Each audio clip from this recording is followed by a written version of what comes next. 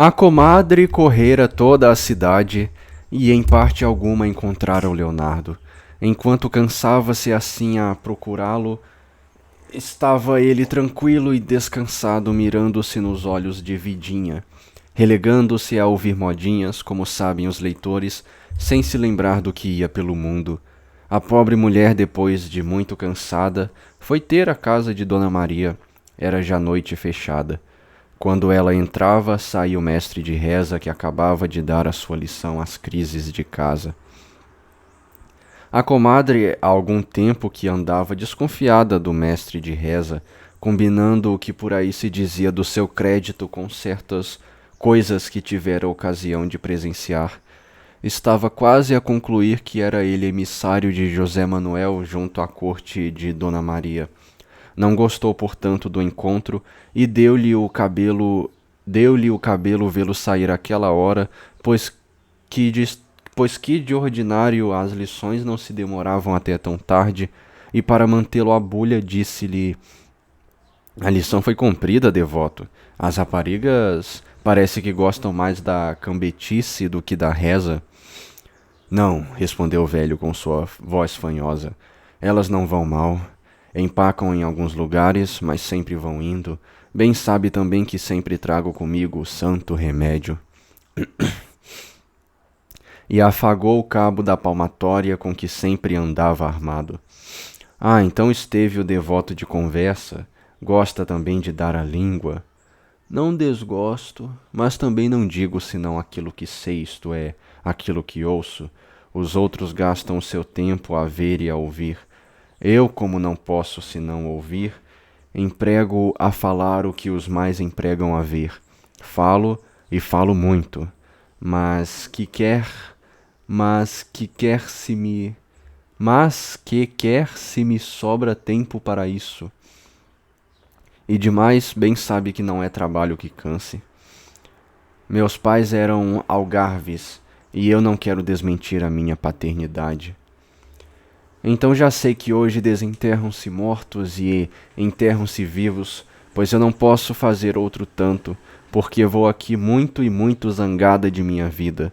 Se o devoto, como é homem que muito gira por toda esta cidade, souber por aí notícias de meu afilhado Leonardo, queira vir dar-me parte, pois saiu-nos ele hoje de casa lá por causa de umas histórias, e não sei por onde andará dando com os ossos. Isto fica por minha conta. Não há nada mais fácil do que dar com ele. E lá ele, hein? Lá ele 1000 vezes. E aqui terminou esta conversa que tinha lugar na porta da rua, e com a qual não ficara a comadre muito contente. Dona Maria, que ouvira tudo, veio ao encontro da comadre e foi-lhe logo dizendo, antes de lhe dar tempo de tirar a mantilha: então, já o rapaz não está em casa? Senhora, aquilo é gênio, nasceu com ele, e com ele há de ir à sepultura. Bem me dizem o que ele era, e apesar do seu ar sonso, nunca lhe fiz fé. Há Deus que me está a senhora por culpas em quem não as tem. O rapaz desta vez tem toda a razão. Histórias da vida. Isso diz você porque o estima como se fosse a sua mãe. Mas vá com esta que eu lhe digo. Os rapazes de agora andam de cabeça levantada, mas o defunto padrinho, Deus lhe fale n'alma, foi o próprio que teve culpa de tudo isso com aquelas fumaças de Coimbra que lhe meteu na cabeça. Mas, senhora de Deus, se o bruto do pai até chegou a corrê-lo de espada na mão, que tal não faria ele, mas que tinha isso? O pai não o havia esquartejar, por certo, que eu bem lhe conheço o gênio. Aquilo era raiva e havia de passar. Devia ele sujeitar-se. Sempre é seu pai. Com a Virgem Santa? Pois se tudo isso foi culpa, foi por uma coisa de nada, por causa de uma almofada de renda. Isto é coisa em que se creia? E agora por onde é que há de ir aquele coitado? Há de estar por aí metido em algum fado de ciganos. Não se lembra do que ele fez quando o padrinho era vivo? Criançadas, para que falar nisso? Este diálogo ia continuando interminável sobre o mesmo assunto, quando Dona Maria, mudando repentinamente de conversa, disse à comadre: É verdade, sente-se cá para que temos contas que ajustar. Sente-se para cá que temos contas para ajustar. Contas? E muito compridas. Começo por dizer, acrescentou Dona Maria, que não parecia estar nesta ocasião de muito bom humor. Começo por dizer-lhe mesmo na bochecha que, quando for à confissão este ano, trate de desobrigar-se de um grande pecado que cometeu. E eu que já tenho poucos, mas então o que é? É um aleive, senhora, um aleive muito grande que levantou a pessoa que tal não merecia. A comadre não precisou de mais nada para conhecer onde é que tudo aquilo ia parar. O aleive mais moderno de que a acusava a sua consciência, bem sabia ela qual era. Começou a ver tudo está mais claro do que nunca, tudo claro como o dia.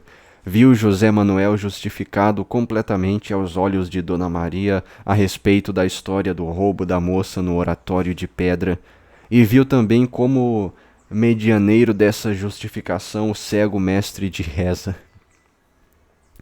Ficou, pois, visivelmente incomodada. Volvia-se de um para outro lado como se estivesse cheia de espinhos a banquinha em que estava sentada, e teve um forte acesso de tosse quando Dona Maria acabou de pronunciar aquelas últimas palavras. Tudo quanto me disse a respeito de José Manuel naquela história do roubo da moça, continuou Dona Maria, fazendo-se vermelha, o que era nela mau sinal, é falso, e muito falso. Sei isto de parte muito certa. Novo acesso de tosse acometeu a comadre. Pois olhe, prosseguiu Dona Maria, tinha eu dado todo o crédito, tanto que havia rompido por um excesso com o pobre do homem, mas não caio noutra. Esta me serviu de emenda.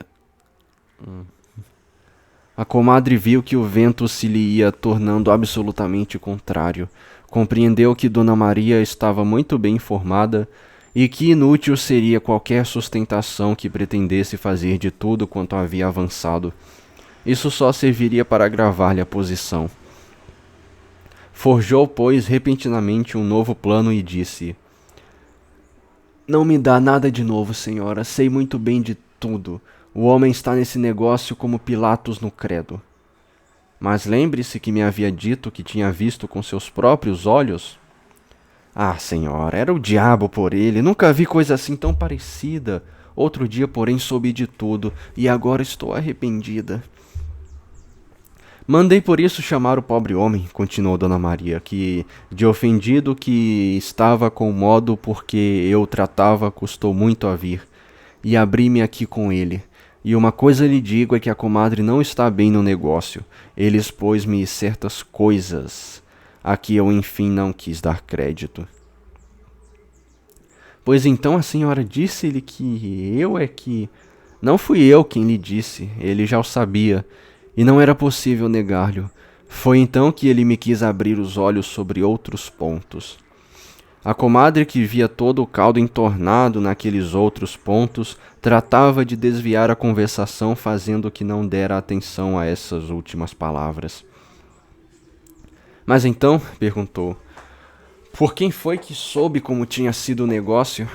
Quero ver se combina cá com o que sei. Ainda há pouco acabou de sair daqui quem me pôs o negócio todo em pratos limpos. Ah, disse a comadre, e mordeu os beiços fazendo um gesto que queria dizer, nunca me enganei. Dona Maria prosseguiu contando à comadre que, tendo falado em semelhante negócio ao mestre de reza, ele lhe havia negado tudo quanto esta lhe dissera a respeito de José Manuel, que muito tempo lutara com o velho para que lhe dissesse o que sabia a respeito e em que fundava a denegação que fazia, que finalmente, depois de grande resistência, tinha-lhe ele trazido à casa, mesmo no dia antecedente, o pai da moça, que tudo confessara, declarando até o nome da pessoa com que se achava sua filha, que ele já conhecia e com quem tinha feito as pazes. É exatamente o que eu sabia, disse a comadre no fim da narração. Foi tudo assim mesmo. Veja, senhora, aqui está Veja, senhora, aqui está sujeita a gente nesta vida a levantar falsos aos mais. Agora informemos ao leitor que tudo o que se acabava de passar tinha sido com efeito obra do mestre de reza. Pouco a pouco se tinha instruído do que se passava em casa de Dona Maria a respeito do seu cliente José Manuel. Tinha conseguido saber quem havia armado a intriga. Indagou também o que se passava em casa de Leonardo Pataca, e como lá se falava um pouco alto a respeito das pretensões de Leonardo, combinando umas coisas com outras, chegaram à conclusão certíssima daquilo que com efeito se passara. Dona Maria pareceu dar crédito ao arrependimento da comadre e começou-lhe a aplacar o humor um pouco desabrido em que se achava. Voltaram à questão da saída do Leonardo de casa, e desta vez já Dona Maria não se mostrou tão inflexível com o rapaz. Entretanto, a comadre não lhe saíram da cabeça aquelas palavras de Dona Maria. Abriu-me os olhos sobre outros pontos, e depois que viu Dona Maria mais apaziguada, tentou chamar de novo a conversa para esse ponto e como que pedir explicações. Ela previa a significação daquelas palavras, sem dúvida nenhuma que se referiam às suas pretensões ou às de seu afilhado sobre Luizinha. Porém, queria saber as cores com que esse negócio tinha sido pintado a Dona Maria por José Manuel. Isso foi-lhe, porém, fatal, porque soube, o que lhe não foi nada agradável, que o negócio estava muito mal parado a respeito do seu afilhado, e pelo contrário muito adiantado a favor do seu adversário. Dona Maria, depois de declarar que José Manuel se tinha queixado da comadre, atribuindo-lhe tudo o que havia passado, que não era mais do que uma intriga urdida com o fim de o apartar de sua casa porque tinham sobre ele caído suspeitas, que confessava justas, acrescentou finalmente que José Manuel, completamente justificado, graças à intervenção do mestre de reza, acabara por lhe dar a entender alguma coisa a respeito de Luizinha, o que Dona Maria confessou não lhe ter sido totalmente desagradável, porque, enfim, segundo alegava, José Manuel era um homem sisudo e de juízo, tinha corrido o mundo e não era nenhuma criançola, esta palavra doeu à comadre, que não fosse capaz de tratar bem de uma moça. A comadre descoroçoou completamente com estas últimas declarações. Porém, o que fazer na ocasião?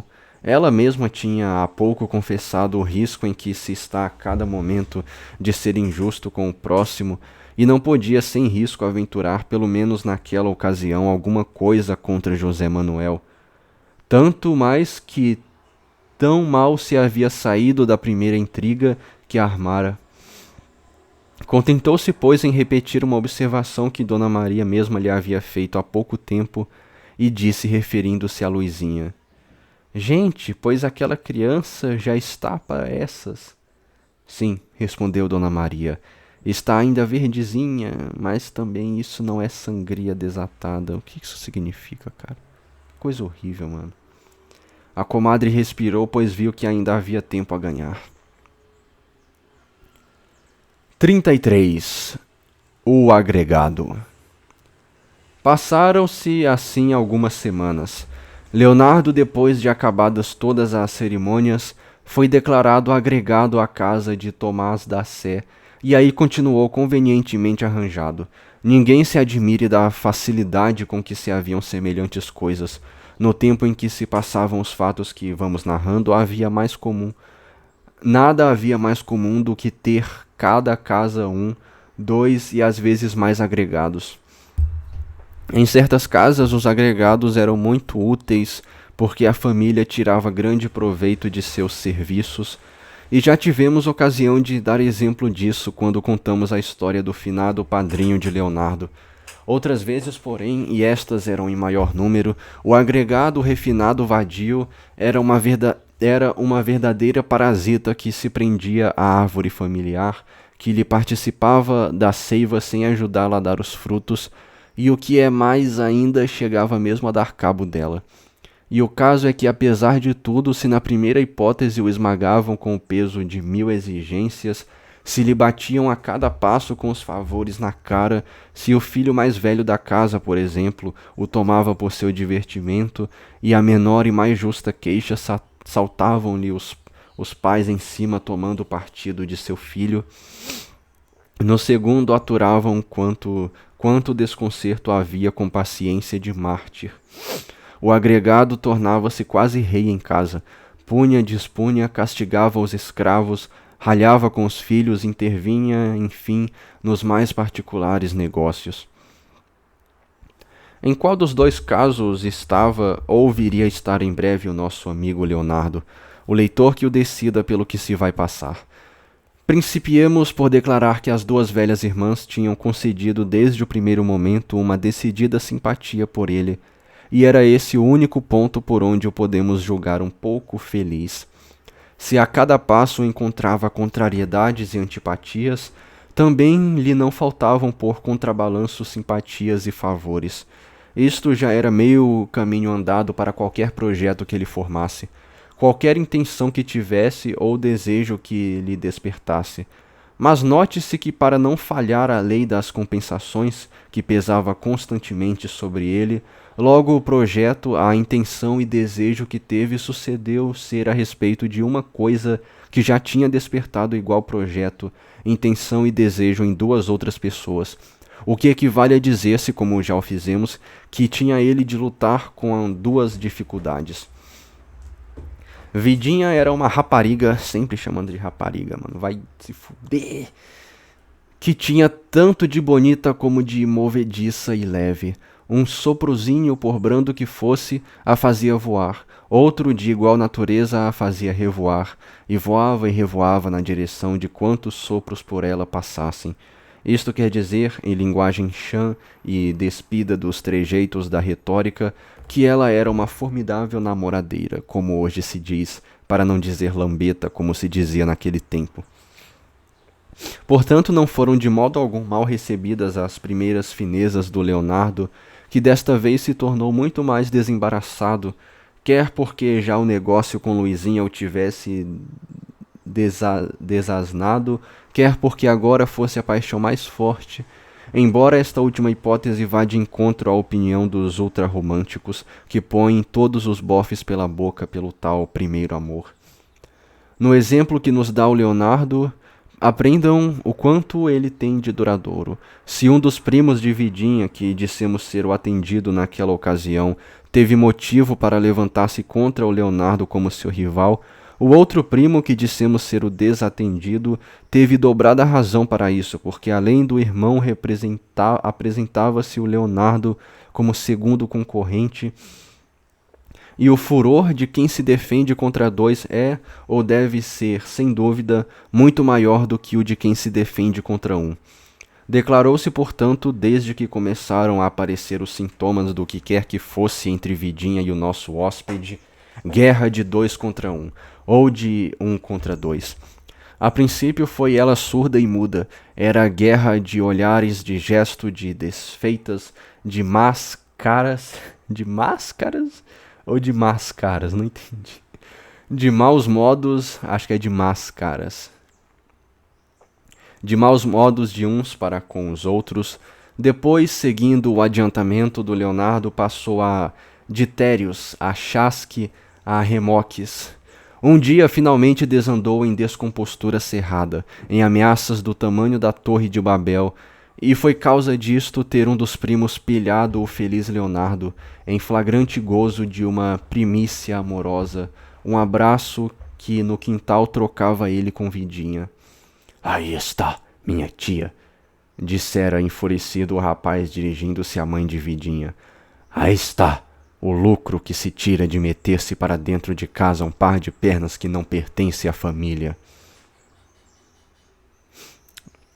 Só um abraço, mano. Deixa de se doer aí. Onde é?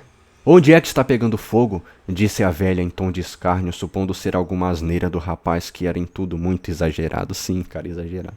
"Fogo?" replicou este. "Se ali pegar fogo, não haverá água que o apague.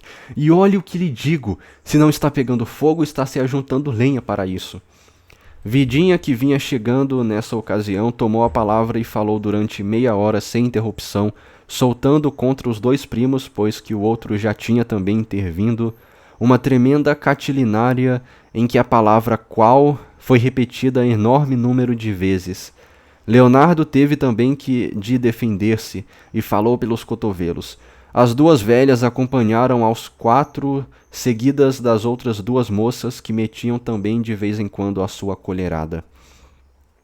Seria inútil a tentativa de querermos repetir as palavras textuais de cada um dos faladores. Isso seria coisa pouco mais ou menos semelhante a querer contar-se numa tempestade os pingos de chuva que caem. Só quem já teve ocasião de assistir pode bem avaliar o que era e talvez ainda é uma dessas brigas no interior de uma família. Todos falam a um tempo, esforçando-se cada um por falar mais alto do que todos os outros. Ninguém parece atender às desculpas que se apresentam, nem às recriminações que se fazem, e entretanto, de minuto em minuto, cada qual, tomando mais calor, se julga dobradamente ofendido. As juras se cruzam, as ameaças se chocam. Não fica no dicionário temorzinho de escolha que não saía à frente, umas questões trazem outras, estas ainda outras, recorre-se às ofensas passadas, presentes e futuras, para fazer-se carga aos adversários. Tudo enfim se diz e nada se consegue. A briga durara muitas horas, ao termo das quais os contendores fatigates sed non saciates abandonam o campo, ficando mais encarniçados uns contra os outros do que o estavam a princípio. E se por acaso, tocando já em retirada, algum ousa ainda soltar uma derradeira impregação, pega de novo a coisa e dura ainda um bom pedaço. As mais das vezes fica tudo em palavras. Desta vez, porém, não sucedeu assim. Um dos primos, que era Esquendaete, avançou para Leonardo depois de lhe ter mandado, como batedor, uma grande injúria e deu-lhe 2 safanões agarrando-o pela gola da camisa. Leonardo, que neste mundo só tinha medo do pai, reagiu contra o agressor. As duas velhas e Vidinha, tentando apartá-los, não faziam mais do que romper-lhes a roupa e aumentar-lhes a raiva. As demais pessoas ocupavam-se em bater nas paredes e chamar os vizinhos. Lutaram os dois por algum tempo, sem que disso resultasse acidente grave para nenhum deles, e afinal apartaram-se. Leonardo apenas se viu livre do seu adversário, foi querendo pôr-se no andar da rua. Estava sobre o infeliz desde criança, uma espécie de sina de judeu errante. As velhas, que em todo o barulho tinham tomado partido dele, não consentiram, porém, nisso. Alegaram que estavam em sua casa e podiam mandar como quisessem. Leonardo insistiu apesar disso e apesar dos rogos de Vidinha. Porém, no momento em que tentava abrir a porta da rua, entrou por ela a comadre. Graças que o encontro, senhor doido de pedras. O Leonardo recuou 2 passos. Naquele momento, assim como lhe aconteceu desde que saiu de casa de seu pai, nem lhe passava pela ideia que tivesse no mundo uma madrinha, um pai ou qualquer parente que fosse. Houve em todos um movimento de admiração e curiosidade, pois ninguém na casa conhecia a comadre. Tantas coisas havia feito a boa mulher que afinal soubera do ninho a que se acolhera o afilhado e imediatamente para lá se dirigira. Tendo entrado e dito aquelas primeiras palavras, queria logo depois seguir com uma grande exortação ao sobrinho, quando, tendo visto as duas velhas, assentou que era melhor dirigir-se a elas em primeiro lugar. Com efeito, dirigiu-se e entraram as 3 em conferência. 34 Malsinação. As 3 velhas conversaram por largo tempo, não porque muitas coisas se tivessem a dizer a respeito do que se acabava de passar, porém porque a comadre, remontando ao mais remoto passado, entendera que para dizer que muito se interessava pela volta do afilhado para casa, era mister contar desde sua origem a vida inteira deste, de sua mãe, de seu pai e a sua própria, que fora mais comprida de todas, e porque as duas velhas entenderam que para dizer que o Leonardo estava ali muito bem e que não consentiriam que ele saísse, entenderam ser preciso fazer o que havia feito a comadre, contar a sua vida e de toda a família desde as eras primitivas. Como todas essas histórias contadas de parte a parte eram cheias de episódios, já sentimentais, já tocantes, já alegres, aconteceu que, entre muita gargalhada, correram também algumas lágrimas durante a conversação. Não há nada que mais sirva para fazer nascer e firmar a amizade e mesmo a intimidade do que seja o riso e as lágrimas. Aqueles que se riram e principalmente aqueles que uma vez choraram juntos têm muita felicidade em fazerem-se amigos. Com efeito, no fim da conversa, as três velhas estimavam-se mutuamente de uma maneira incrível. Se esta facilidade de expansão não fosse acompanhada da grande dificuldade de rompimentos e de intrigas, seria uma das grandes virtudes daquele tempo. Porém, as simpatias que se criavam em uma hora de conversa transformavam-se em ódio num minuto de desavença. Enquanto as velhas conversavam, os entendedores acalmaram-se, passou a tormenta, e se tudo não ficou logo acabado, ficou pelo menos esquecido por algum tempo. Leonardo achava-se já disposto a atender às súplicas de Vidinha e das outras moças que o não queriam por modo algum fora de casa. Os dois rivais derrotados pareciam resignar-se. Quando terminou a conferência das três, a comadre entendeu que era chegado o momento de começar a pregação ao Leonardo e começou nestes termos: Rapaz dos 300 demos, velham-te os serafins. Tu tens nessa cabeça pedras em vez de miolos. O sol não cobre criatura mais renegada do que tu. És um viramundo, andas feito um valdevino, sem eira nem beira nem ramo de figueira, sem ofício nem benefício, sendo pesado a todos nesta vida. Se é cá conosco que fala, acudiu uma das velhas, deixa-o estar onde está, que está muito bem. Senhora, pois se vem levantar poeira na casa alheia, é um galo de brigas. Isso é lá coisa entre rapazes e raparigas, deixá-los que eles se arranjarão, redarguiu a velha. Ingenuidade infantil das velhas daquele tempo. A comadre ia prosseguir, porém, sendo a cada passo interrompida, tomou por seu barato dar a coisa por finda. Retirou-se, ficando convencionado que Leonardo permaneceria onde estava. Vidinha ficou contentíssima com semelhante resultado. Os primos, porém, fizeram má cara, porque tal não esperavam. Desde que viram que tudo ia continuar no mesmo pé, renasceu-lhe-os despeito. Atiraram algumas indiretas com as quais iam tudo pegando fogo novamente. Porém, contiveram-se ainda. Um deles chamou o outro em particular e começaram por seu turno a conferenciar, porém em segredo. Não havia nada mais natural. O inimigo era comum. Juntavam-se para atacá-lo. Depois que ele fosse derrotado, a questão se decidiria então entre os dois. Depois desta última conferência, serenou tudo definitivamente. Cada qual recolheu-se a seu posto e passaram-se muitos dias em santa paz. Durante esses dias, mais se estreitaram os laços entre Leonardo e Vidinha. É sempre assim que sucede. Quereis que nos liguemos estreitamente a uma coisa, fazei-nos sofrer por ela. Os dois tinham sofrido um pelo outro, e era isto uma forte razão para se amarem cada vez mais. A comadre vinha regularmente ver o afilhado e visitar suas novas amigas. Tudo parecia enfim nos seus eixos naturais, porém os dois primos tramavam e tramavam largamente. Ninguém, entretanto, atinava com o que seria. Leonardo passava a vida completa de vadio, metido em casa todo o santo dia sem lhe dar o menor abalo que se passava lá fora pelo mundo. O seu mundo consistia unicamente nos olhos, nos sorrisos e nos requebros de Vidinha. Um dia forjaram uma patuscada semelhante à que dera origem ao conhecimento do Leonardo com a família. Deviam sair de madrugada da cidade e passaram fora o dia. Preparou-se tudo, cestos de comida, esteiras e mais arranjos. Vidinha mandou encordoar de novo sua viola. Avisaram-se os convivas do costume. À hora aprazada, partiram.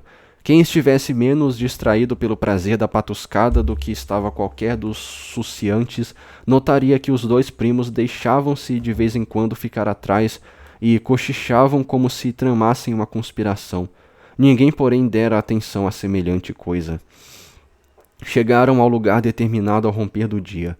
Apenas começavam a preparar-se para o almoço, viram surgir, ninguém soube de onde, a figura alta, magra, severa e sarcástica do nosso célebre Major Vidigal. Correu por todos um sinal de pouco contentamento, exceto pelos primos que trocaram entre si um olhar de inteligência e triunfo. Os olhares de Vidinha dirigiram-se instintivamente para Leonardo. O major Vidigal deixou passar o primeiro momento de sua surpresa e depois, sorrindo-se, disse como costumava com sua voz descansada: "Não tenham medo de mim, que não sou nenhum papa-crianças, nem eu venho desmanchar prazeres de ninguém. Quero só saber quem é aqui o amigo Leonardo." Vidinha fez logo cara de choro. Leonardo levantou-se sem saber como e disse todo trêmulo: "Sou eu." "Ora vejam", respondeu o Vidigal em tom de mofa. "Eu não sabia, pois meus amigos não se assustem que o caso não foi para tanto. Um súcio de menos numa patuscada não faz falta nenhuma. Este amigo vai conosco, se ele puder voltará em breve, mas creio que já não chegará a tempo para acabar a patuscada." "Meu Deus, mas por que é? Mas por que é então isto? Que mal é que ele fez?" "Ele não fez nem faz nada, mas é mesmo por não fazer nada que isto lhe sucede. Leva, granadeiro." E um dos granadeiros com que viera o major acompanhado foi tratando de conduzir o Leonardo. O Vidigal seguiu-os tranquilamente, sem alterar o passo e dizendo polidamente: "Adeus, minha gente." Vidinha desatou a chorar, exclamando: "Foi malsinação! Foi malsinação!" repetiram todos, menos os dois primos.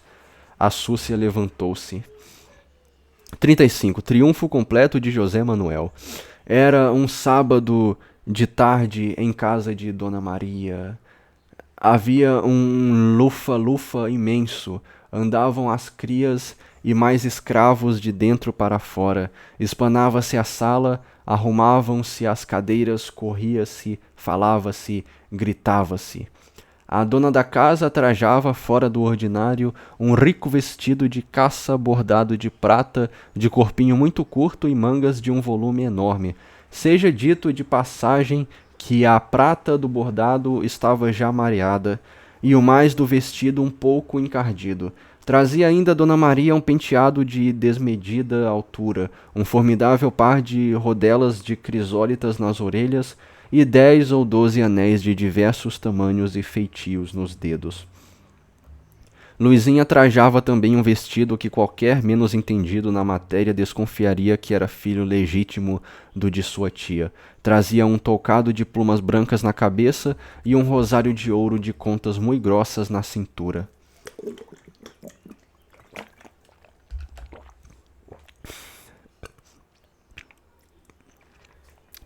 Acabavam de sair as duas assim preparadas do quarto de vestir, quando sentiu-se rodar uma carruagem e parar na porta da casa. Luizinha estremeceu. Dona Maria levou o lenço aos olhos e tirou-o em pouco tempo molhado de lágrimas.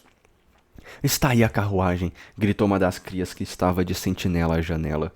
A carruagem era um formidável, um monstruoso maquinismo de couro, balançando-se pesadamente sobre 4 desmesuradas rodas.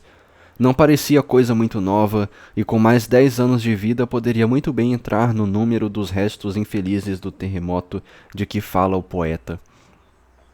Mal tinha este trem parado à porta, sentiu-se o rodar de outro que veio parar junto dele.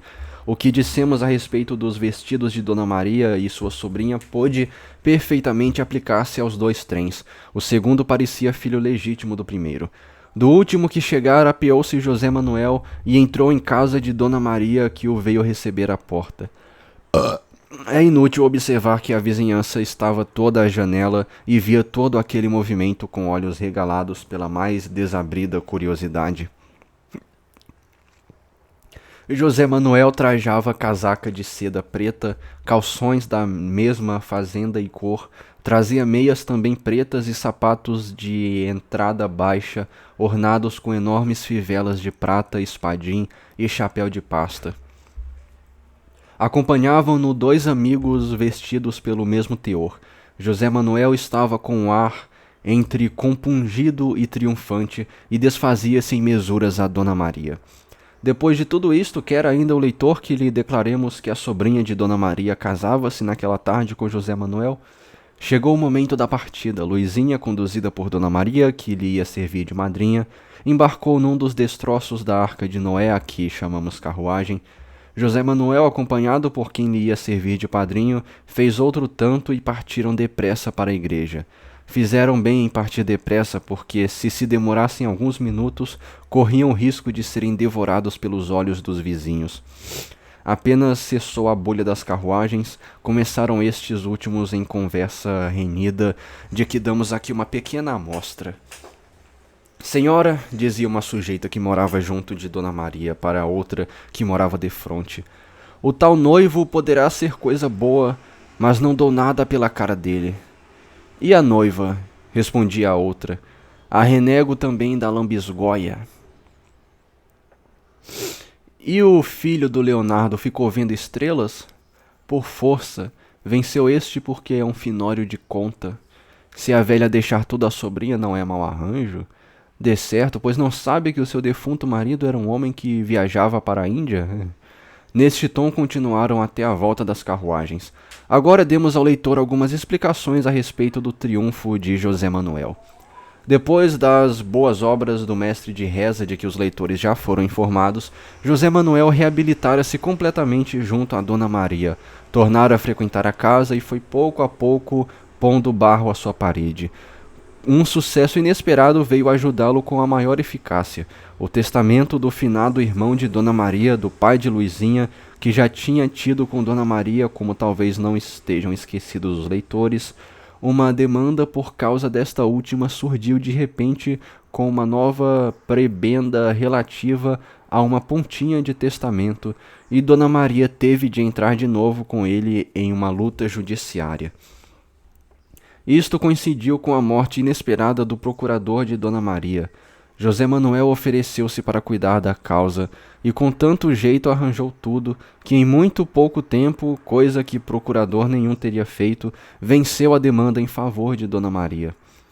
Os leitores hão de estar lembrados da mania que tinha Dona Maria por uma demandazinha. Atirava-se a ela com vontade, e tal era o empenho que empregava na mais insignificante questão jurídica, que em tais casos parecia ter em jogo sua vida. Daqui se podia concluir a satisfação que teria ela no dia em que se achava vencedora, e como se não julgaria obrigada a quem lhe proporcionasse a vitória. José Manuel aproveitou-se disto, e no dia em que veio ler a Dona Maria a sentença final que resolvia a pendência em seu favor, pediu-lhe a mão da sobrinha, a qual lhe foi prometida sem grandes escrúpulos. Luizinha estava nesta ocasião em um daqueles períodos de abatimento que se costumam produzir nos moços, e principalmente nas moças que ainda marcham por aquela estrada florida que leva dos 13 aos 25 anos, quando as oprime o isolamento. Como sabem todos os que me leem, o Leonardo tinha abandonado Luizinha. Ela aceitou, portanto, indiferentemente a proposta de sua tia. 36 Escápula. Deixemos aos noivos o gozo tranquilo da sua lua de mel, o gozo, né? Deixemos Dona Maria desfazer-se em carinhos e conselhos à sua sobrinha, que os recebia indiferentemente e em atenções para com José Manuel, cuja cabeça se tinha tornado repentinamente uma aritmética completa, toda algarismos, toda cálculos, toda multiplicações. E voltemos a saber o que foi feito do Leonardo, a quem deixamos na ocasião em que fora arrancado pelo Vidigal dos braços do amor e da folia. O Vidigal tinha o posto diante de si, ao lado de um granadeiro, e marchava poucos passos atrás. Enquanto caminhava, um granadeiro prometeu dar-lhe conversa, mas ele a nada respondia, parecendo absorto em grave cogitação. Quem estivesse muito atento havia de notar que algumas vezes o Leonardo parecia, ainda que muito ligeiramente, apressar o passo, que outras vezes o retardava, que seu olhar e sua cabeça voltavam-se de vez em quando, quase imperceptivelmente, para a esquerda ou para a direita. O Vidigal, a quem nada disto escapava, achava em todas estas ocasiões pretextos para dar sinais de si.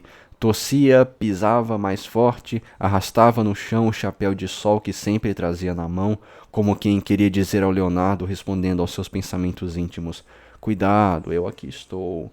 E o Leonardo entendia tudo aquilo às mil maravilhas. Contraía os lábios de raiva e de impaciência. Entretanto, nem por isso abandonava a sua ideia. Queria fugir. Desconfiava que ia para a casa da guarda e pedia interiormente aos seus deuses que alongassem de muitas léguas as ruas que tinham de percorrer.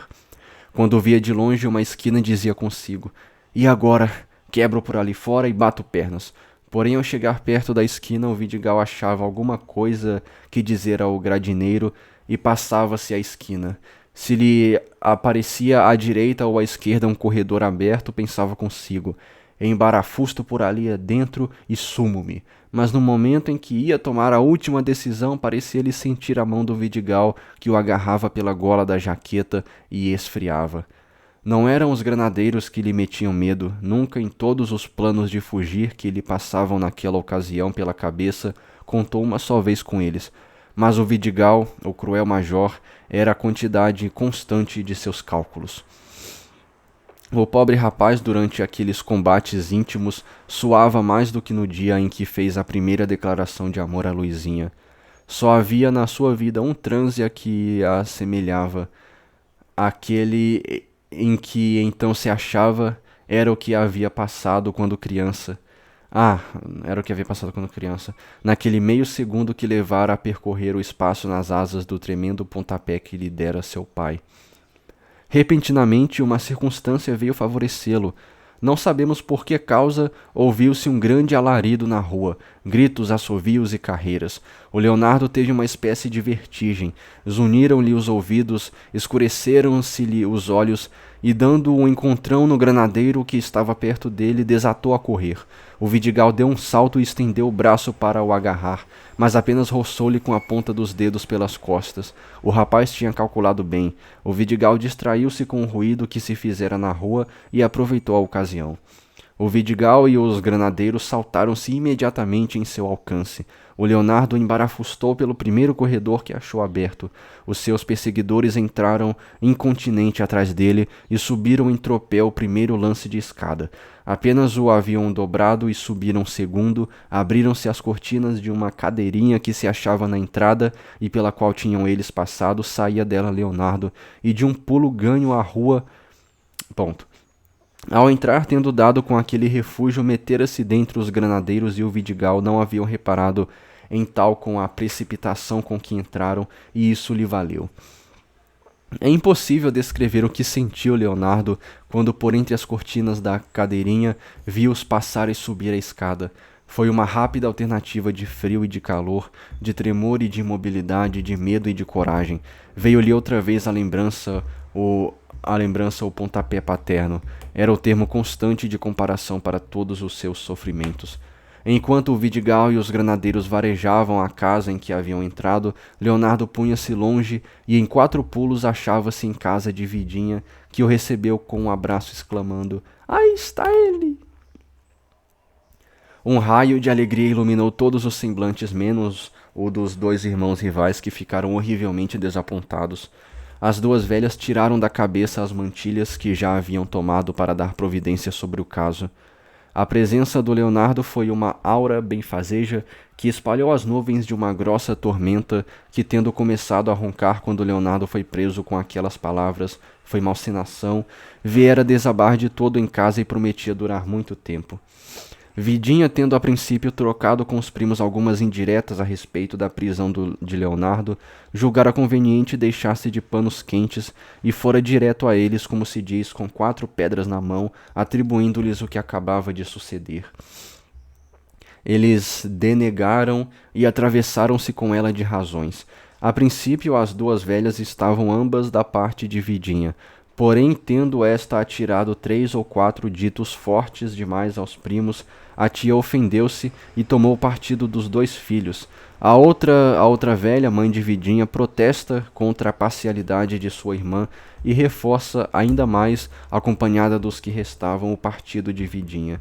Divididos e extremados assim os 2 campos, com terríveis campeões de lado a lado, fácil é prever-se o que teria sucedido se o Leonardo não viesse tão a tempo para acalmar tudo.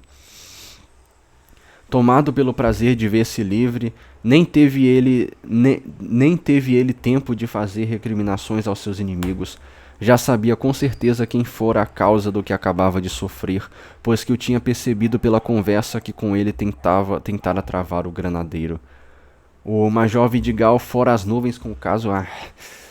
Nunca um só garoto a quem uma vez tivesse posto a mão lhe havia podido escapar, e entretanto aquele lhe viera por sal na moleira, ofendendo em sua vaidade de bom comandante de polícia e degradá-lo diante dos granadeiros.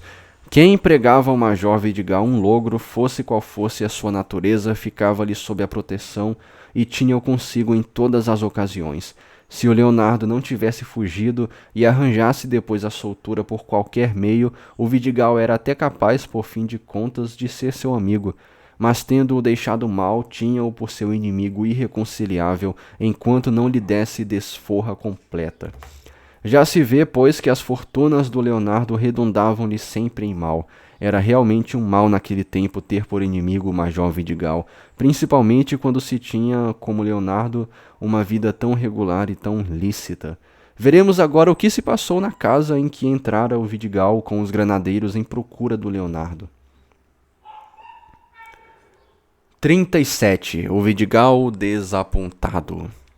O Major Vidigal, vendo-se logrado, deu urros e, como já fizemos sentir aos leitores, prometeu a si mesmo tomar séria vingança do Leonardo. Dizia ele consigo: gastar meu tempo nesta vida, gastar os meus miolos a pensar nos meios de dar caça a quanto vagabundo gira por esta cidade, conseguir à custa de muitos dias de fadiga, de muitas noites passadas sem pregar olho, de muita carreira, de muito trabalho, fazer-me temido, respeitado por aqueles que a ninguém temem e respeitam, os vadios e peraltas, e agora no fim de contas vir um mequetrefezinho, pôr-me sal na moleira, envergonhar-me diante destes soldados e de toda esta gente. Agora não há garoto por aí que, sabendo disto, não se esteja a rir de mim e não conte já com a possibilidade de me pregar um segundo mono como este. O major tinha razão, riam-se com efeito dele, e os primeiros que o faziam eram os granadeiros, apesar de que escravos da disciplina empregavam os mais sinceros esforços para coadjuvá-lo, e apesar também de que revertia para eles alguma glória das façanhas do major, não puderam entretanto deixar de achar graça no que acabava de suceder, pois conheciam a presunção do Vidigal e repararam na cara desapontada com que ele havia ficado. Depois apenas o major pôs pé fora da soleira da casa onde lhe tinha escapado Leonardo, uma multidão imensa que tudo havia presenciado desatou a rir estrondosamente. Então, senhor major, dizia-lhe um dos da turba desta vez, passarinho foi-se embora, deixou-me as penas na mão. Senhor major, dizia outro, procure nos bolsos. Dentro da barretina, emendava o outro. Atrás da porta, replicava aquele. E um coro de risadas acompanhava cada um destes conselhos. Lá está o bicho dentro da cadeirinha, gritou repentinamente. O Vidigal, como que instintivamente, correu à cadeirinha e abriu-lhe as cortinas. Nessa ocasião as risadas foram homéricas. O major compreendeu então qual fora o meio por que lhe escapara o Leonardo e soltou um "ah", prolongadíssimo. Enfim retirou-se acabrunhado e ruminando projetos para a sua reabilitação. Se aqueles rapazes da Conceição, dizia consigo o Vidigal, que me foram levar a nota do tal malandro, me tivessem avisado que ele era desta lá, eu não teria passado por esta imensa vergonha. Por estas palavras veem os leitores que as imputações da vidinha contra os primos tinham mais que muito fundamento. Com efeito, o que se acabava de passar não era senão o resultado do ajuste que no dia da grande briga, por aquele motivo que o leitor bem sabe, haviam feito os dois rivais. Tinham eles malsinado ao Leonardo, foram ter com o Vidigal e, sem precisar mentir, armaram ao Leonardo uma cama muito bem feita. Era um homem sem ofício nem benefício, vivendo à custa alheia, enchendo de pernas a casa de duas mulheres velhas a quem não tinham aproveitado a experiência, e o que é mais, roubando aos primos o amor de sua prima. Ai, que errado. O Vidigal regalara os olhos ouvindo a narração e ficara muito agradecido aos dois rapazes pela nova que lhe levaram. Era mais um pindão que ia juntar aos louros de suas façanhas policiais. A primeira tentativa custou-lhe, porém, bem caro. Eis aqui pouco mais ou menos as reflexões em que o major ia engolfado. Nada lhe seria mais agradável do que dia mais dia menos. quando ninguém pensasse em tal, acompanhado de uma escolta de granadeiros, dirigisse à casa das duas velhas, cercá-la e pilhar o Leonardo sem que lhe pudesse escapar. Isto, porém, repugnava ao seu orgulho ofendido. Muitas vezes se tinha, é verdade, servido desse meio, porém, fora isso, para poder pilhar a capadócios de longa data, tidos e havidos como tais e velhos no ofício. Não queria, pois, servir-se do mesmo meio para agarrar um recruta no ofício que ainda agora começava. Nada, tal não fazia. Não havia fazer cerco. E o que é mais, não queria de modo algum o adjutório dos granadeiros. Jurava a si mesmo que ele sozinho, sem o apoio de ninguém, havia de pôr a mão no Leonardo. Ia o Vidigal entrando na casa de guarda para onde se dirigia, depois da derrota, quando sentiu repentinamente agarrado pelas pernas e viu a seus pés uma mulher de mantilha que chorava soluçando muito com o lenço no rosto. Que é isso, senhora? Deixe-me! Ora, isto hoje é dia de macina. Continuaram os soluços por única resposta. Senhora, deixa-me ou não as pernas. Eu não gosto de carpideiras, entende? Soluços ainda. Não está, mas está. Se lhe morreu alguém, vá chorar na cama, que é lugar quente. Redobrou pranto. Valham-me 300 diabos, quando é que isto me terá fim? Essa mulher acaba por atirar-me no chão. Estava já muita gente junta na porta. Passado finalmente um pouco de tempo em silêncio, quando já o major estava disposto a empregar alguma medida de rigor para ver-se livre da carpideira, esta ergueu a cabeça e, tirando o lenço da cara, exclamou entre lágrimas: Senhor major, solte, solte, por quem é meu afilhado? Solte, solte o pobre rapaz, ele é um doido, é verdade, mas... E os soluços lhe embargaram muito a propósito a voz. Era a comadre que, tendo sabido da prisão do afilhado, viera fazer em seu favor aquela choradeira, ignorando que ele se tivesse evadido. A cena produziu o efeito esperado. Os granadeiros, de cada vez que a comadre dizia solte, solte, desatavam a rir, tendo por boca pequena explicado tudo aos demais circunstantes, estes os acompanhavam. O major tomou tudo aquilo como um escárnio que o gênio da vadiação e do garotismo lhe fazia. Era mister que ele, para ver-se livre da comadre, que não lhe largava os joelhos, declarasse por sua própria boca, diante de toda aquela gente, que o Leonardo havia fugido. Declarou e fugiu de todos aqueles olhares, em cada um dos quais via um insulto. A comadre apenas ouviu a declaração, tratou de retirar-se e não pôde também deixar de achar graça no caso. 38. Caldo entornado. A comadre, tendo deixado o major entregue à sua vergonha, dirigia-se imediatamente para a casa onde se achava Leonardo, para felicitá-lo e contar-lhe o desespero em que sua fuga tinha posto o Vidigal. O Leonardo contava com isso e não se admirou. Vidinha, porém, e as duas velhas, por entre muita praga e esconjuro, deram grandes risadas à custa do major. A comadre, segundo seu costume, aproveitou o ensejo e, depois que se aborreceu de falar no major, desenrolou um sermão a Leonardo, no qual algumas exagerações de parte havia grande fundo de justiça. E tanto que até a própria Vidinha chegou a dar-lhe inteira razão quanto a alguns trechos. O tema do sermão foi a necessidade de buscar o Leonardo uma ocupação, de abandonar a vida que levava, gostosa, sim, porém sujeita a emergências tais como a que acabava de dar-se. A sanção de todas as leis que a predadora impunha ao seu ouvinte eram as garras do Vidigal. A vez de afinal cair-lhe nas unhas, dizia ela no fim de cada período, e então o côvado e meio te cairá também nas costas. Esta ideia do côvado e meio fez brecha no espírito do Leonardo. Ser soldado era naquele tempo e ainda hoje talvez a pior coisa que podia suceder a um homem. Prometeu, pois, sinceramente emendar-se e tratar de ver um arranjo em que estivesse ao abrigo de qualquer capricho policial do terrível major.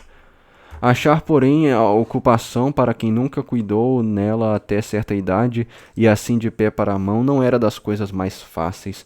Entretanto, o zelo da comadre pôs-se em atividade, e poucos dias depois entrou ela muito contente e veio participar ao Leonardo, que lhe tinha achado um excelente arranjo que o habilitava, segundo pensava, a um grande futuro e o punha perfeitamente acoberto das iras do Vidigal. Era o arranjo de servidor na uxaria real, deixando de parte o substantivo uxaria e atendendo só ao adjetivo real. Todos os interessados e o próprio Leonardo regalaram os olhos com o achado da comadre.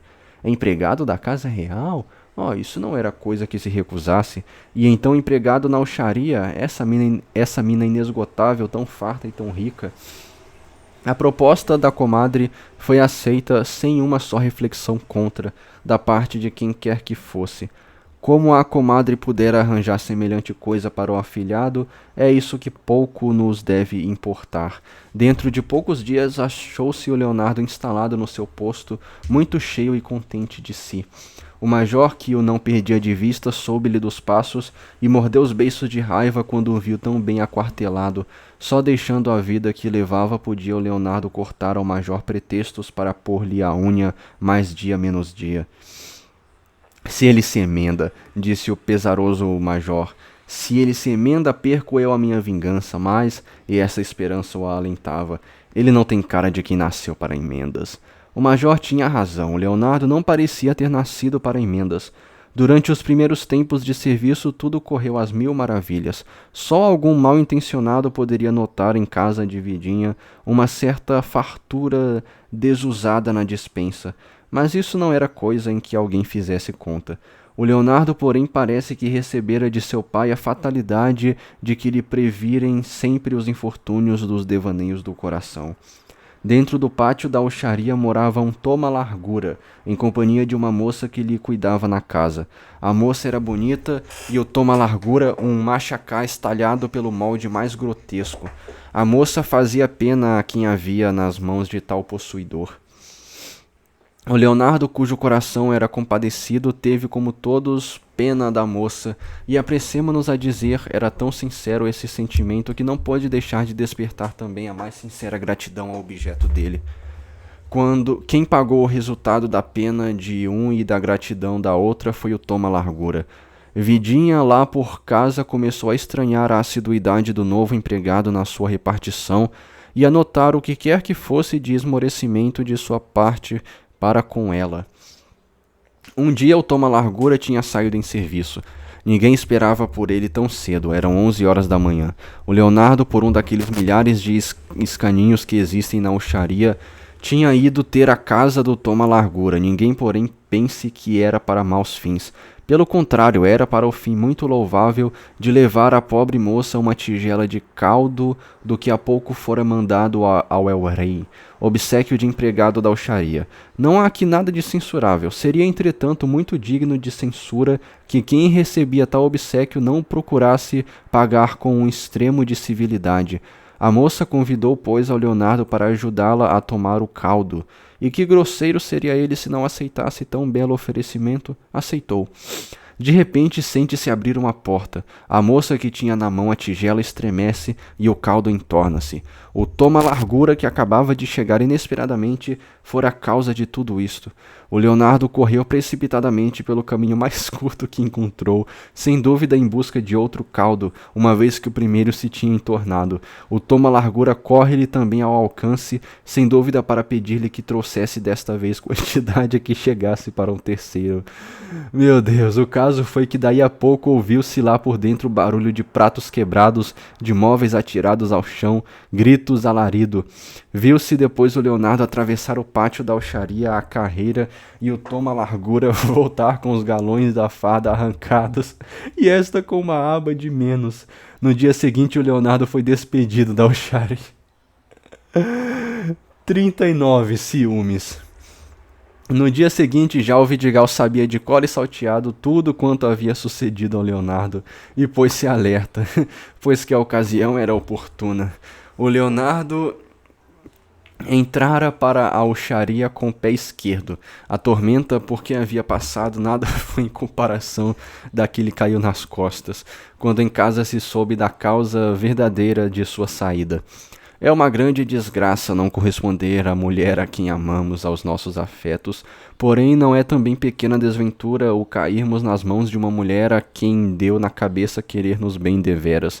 O Leonardo podia dar a prova desta última verdade. Vidinha era ciumenta até não poder mais. As mulheres têm uma infinidade de maneiras de manifestar este sentimento. Há umas dá-lhe para chorar em um canto e choram aí em ar de graça dilúvios de lágrimas. Isto é muito cômodo para quem as tem de sofrer. Outras recorrem às represálias, e nesse caso desbancam incontinente a quem quer que seja.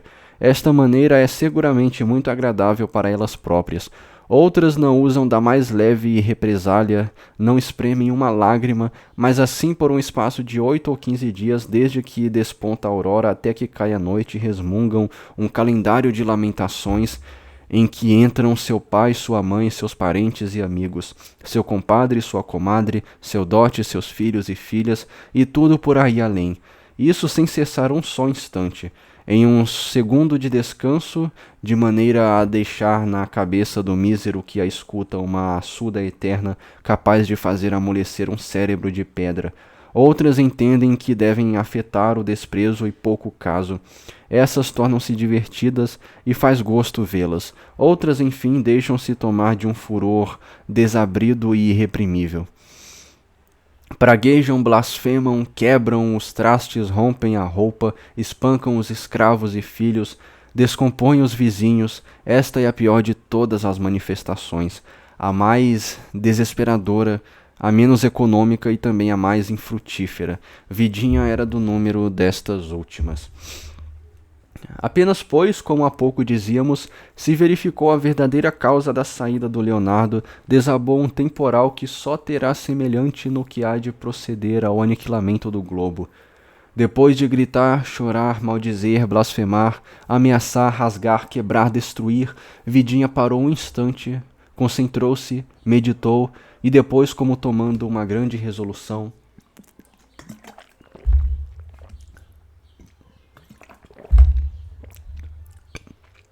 minha mãe, disse dirigindo-se a uma das velhas, quero a sua mantilha.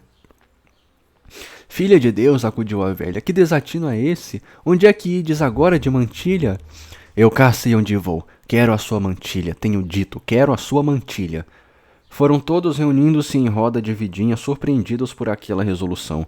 O Leonardo estava sentado ou antes encolhido a seu canto, quedo e silencioso. Quero a sua mantilha, minha mãe, quero e quero. Mas para onde ides, rapariga? Ora, meu Deus, isso foi coisa que vos fizeram. Quero ir à Uxaria. Jesus, quero ir. Que me importam que seja a casa do rei, hei de ir. Hei de procurar o tal Toma Largura. Quero fazer-lhe cá 2 perguntas. E ou o menino Jesus não é o filho da Virgem, ou na tal Uxaria não fica hoje coisa sobre coisa.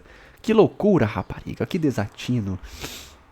Os 2 primos riam-se interiormente do que se estava passando. Não há coisa mais eminentemente prosaica do que uma mulher quando se enfurece. Tudo quanto em Vidinha havia de requebro, de languidez, de voluptuosidade tinha desaparecido. Estava feia e até repugnante. Ninguém houve que a pudesse desviar do seu propósito. Ela foi tomando a mantilha e dispondo-se a sair. Rogos, choros, nada pôde conter. O Leonardo viu que o caso estava mal parado e, tendo estado até então calado, decidiu-se também a pedir à Vidinha que não saísse. Foi, como se costuma dizer, pior a emenda que o soneto. Respondeu Vidinha, essa agora é que havia de ser bonita, pois eu não hei de ser, tinha que ver então por pedido do senhor. Ora, e foi saindo. Começava a anoitecer. A gente de casa ficou toda na maior aflição. Ninguém sabia o que se havia de fazer. O Leonardo tomou a resolução de acompanhar a Vidinha a ver se a detinha em caminho. Vidinha caminhava tão depressa que a princípio o Leonardo quase que a perdia de vista. Finalmente conseguiu alcançá-la e começou a pedir-lhe que voltasse, fazendo as maiores promessas de comedice dali em diante e de não lhe dar mais motivos de desgosto. Vidinha, porém, a nada atendia e caminhava sempre. O Leonardo recorreu a ameaças. Vidinha redobrou a passos. Voltou-se de novo a rogativas. Vidinha caminhava sempre.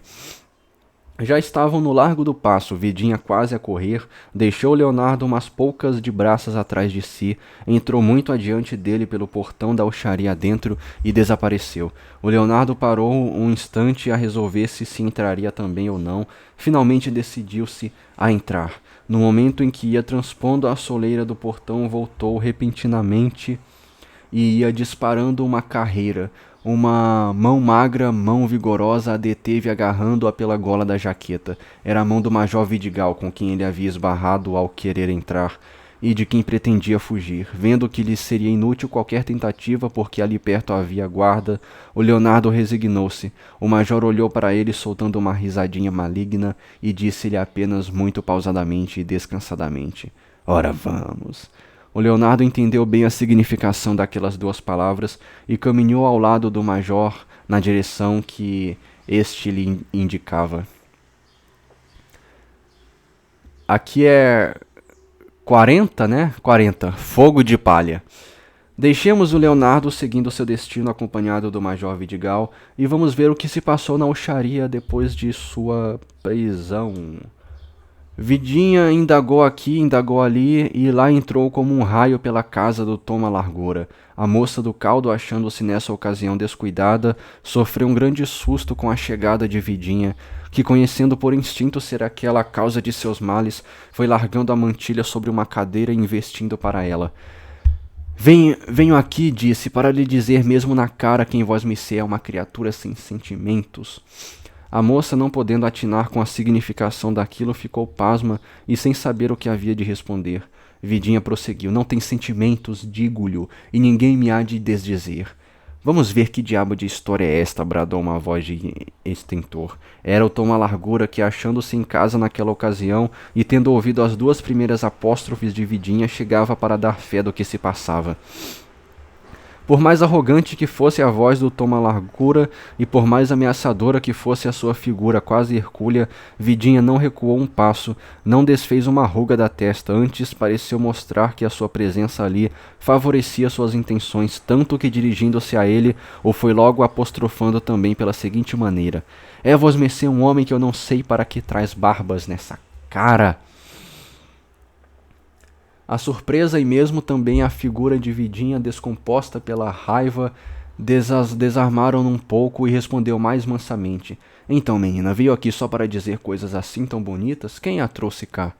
Quem me havia de trazer? Respondeu Vidinha em tom de mofa, lançando para a terceira personagem desta cena um olhar significativo. Quem me havia de trazer? Eu vim só ver se podia tomar um caldo. A moça do Toma Largura empalideceu. Este regalou os olhos e abanou a cabeça como quem dizia entendo, e quis ficar imediatamente muito zangado com a recordação daquele fato que a humildade da sua companheira e talvez mesmo o seu humor tinha feito esquecer. Vidinha, porém, para dizer aquelas últimas palavras, tinha serenado um pouco o seu semblante e ganhara muito em seus encantos desfigurados até então pela raiva. Além disso, ao pronunciar o qual do costume, descerrara um ligeiro sorriso, deixando ver seus magníficos dentes. O Toma Largura parecia pertencer talvez à família dos Leonardos. Enterneceu-se imediatamente e não teve ânimo senão de sorrir-se e responder em tom desconcertado: Ora, explicou Vidinha, e então ele não diz, ora, qual? É preciso não ter pinga de vergonha. Estas duas criaturas nasceram uma para a outra. Deus os fez e o diabo os ajuntou. Uma toma caldo e o outro diz, ora. E foi tomando a mantilha e tratando de sair. Dera tudo em fogo de palha. Ela tinha esperado achar respostas enérgicas às suas invectivas, e neste pressuposto consertara 1000 planos de ataque, de defesa, de gritaria, de pancadas, de prisões, etc. Nada disto, porém, tinha sucedido, e sem saber por que ela mesma se sentia um pouco aliviada, quase até mesmo satisfeita. Deu mais rajadas aos dois, explicou quem era, mas não disse o que queria. Afinal, nada ter feito, saiu dizendo: "Ah, pensava que a coisa havia de ficar assim?" Disse-lhe poucas, porém boas. O coração da mulher é assim, parece feito de palha. Incendeia-se com facilidade e produz muita fumaça, mas em 5 minutos é tudo cinza que o mais leve sopro espalha e desvanece. O toma largura apenas a viu sair, em vez de prorromper numa matinada contra sua companheira, como ela esperava, pálida e trêmula, demonstrou-se até tranquilo, pretextou um a fazer e saiu também imediatamente. Andava-lhe na cabeça um plano cuja realização faria, como se costuma dizer, cair a sopa no mel. Vidinha tinha-o encantado, o Leonardo o havia ofendido. Conquistar, ainda que fosse uma diminuta parcela do amor da Vidinha, seria ao mesmo tempo vingar-se do Leonardo e alcançar um triunfo de um desejo. Por mais impossível que lhe parecesse o negócio, nem por isso esmoreceu, era tenaz e paciente. Chegando ao portão da alxaria, indagou da sentinela a direção que Vidinha tinha tomado, seguiu por ela e em breve alcançou-a, acompanhou-a de longe para saber-lhe da morada e viu-a entrar em casa. Meu Deus do céu. 41 represálias. Quando Vidinha chegou à casa, achou ainda toda a família no maior susto e confusão pelo desatino que ela acabava de praticar. As duas velhas, ao vê-la entrar, lançaram-se-lhe ao pescoço e cobriram-na de abraços, de beijos e de lágrimas. Ela estava ainda, porém, sob a influência das emoções violentas porque acabava de passar e não pôde corresponder àquelas provas de amizade. Atirou-se sobre uma banquinha e levou algum tempo calada sem dar a menor resposta às 1000 perguntas que lhe eram dirigidas.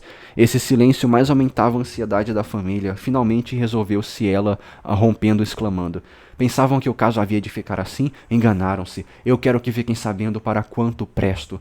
"Então, rapariga, foste fazer alguma asneira?" "Asneira, fiz o que faz qualquer mulher que tem sangue na guelra, e agora venha ele para cá que temos ainda contas a ajustar."